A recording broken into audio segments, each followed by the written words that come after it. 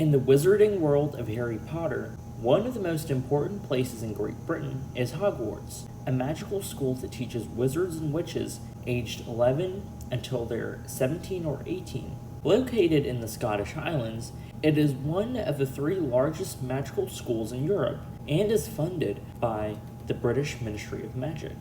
In today's video, I will be covering the history of Hogwarts from its founding to when Tom Riddle opened the Chamber of Secrets. Before explaining the history of Hogwarts, I would like to give a brief summary of the Wizarding World. The Wizarding World is a magical community dominated by wizards and witches, and is separated from the non-magical community, which is run by muggles, who are basically non-magical people. There are a wide variety of unique aspects of the Wizarding World, including magical spells, potions, magical creatures, culture, and more. The concept of blood status is very important in explaining the Wizarding World. There are 3 blood statuses for wizards and witches. Pureblood, which means that they only have magical ancestors. Half-blood, which means that they have a mix of magical and non-magical ancestors. And Muggleborn, which means that they have no magical ancestry. There are also squibs, who have at least one magical parent, but they can't perform magic.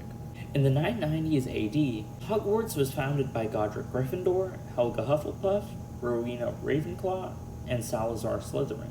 They built the castle in an isolated area and concealed it with charms to prevent muggles from entering it. The 4 houses of Hogwarts are Gryffindor, Hufflepuff, Ravenclaw, and Slytherin, which were named after them.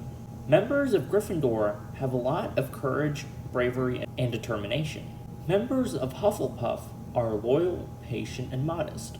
Members of Ravenclaw are wise, intelligent, and creative.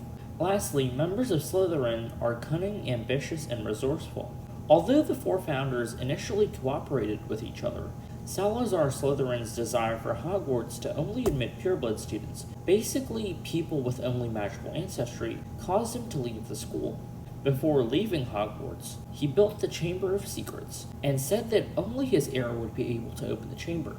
Then, his heir would release the Basilisk, which was a giant serpent, to purge the Muggle-born students of the school. Though the founders of Hogwarts were essentially in charge of the school in its early years, none of them held the title of head teacher, which was actually held by another wizard.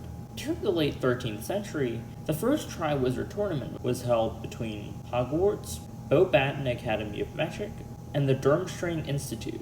Basically, it's a magical contest that's competed between one champion from each school, and they basically need to perform 3 tasks to win the Triwizard Cup. During the time of the Triwizard Tournament's invention, Floo powder was also invented.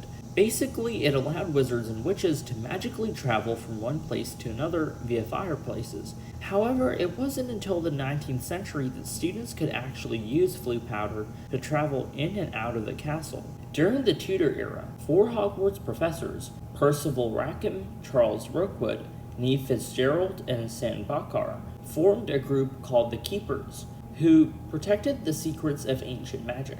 During the 18th century, there was a plan to install a plumbing system in the castle, which forced Corvinus Gaunt, a student and descendant of Salazar Slytherin, to conceal the entrance to the Chamber of Secrets behind sinks in the 2nd floor girls' bathroom of Hogwarts.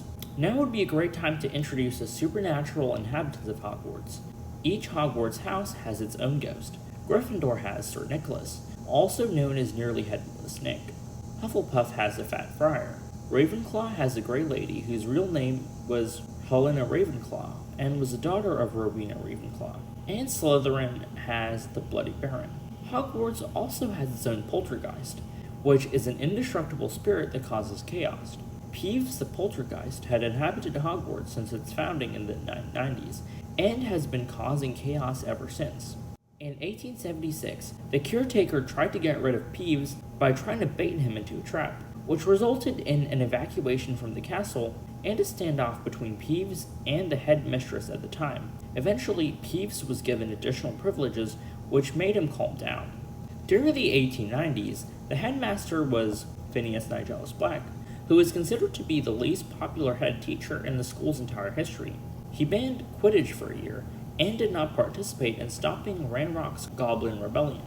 For those of you who are familiar with the Harry Potter books, you might recognize him from the Order of the Phoenix book, since he's in the portrait that was hanging in Dumbledore's office.